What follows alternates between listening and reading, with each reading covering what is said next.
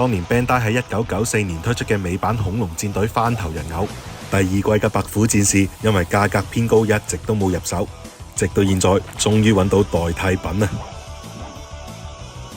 自從孩之寶喺2018年收購咗美版超級戰隊嘅玩具版權之後，相繼推出咗幾款復古系列嘅番頭人偶，當中就包括咗呢隻美版恐龍戰隊第二季入邊一樣都係由 Tommy 變身而成嘅白虎戰士。玩具入邊包含咗白虎戰士嘅素體人偶，可以收納喺腰間嘅小手槍，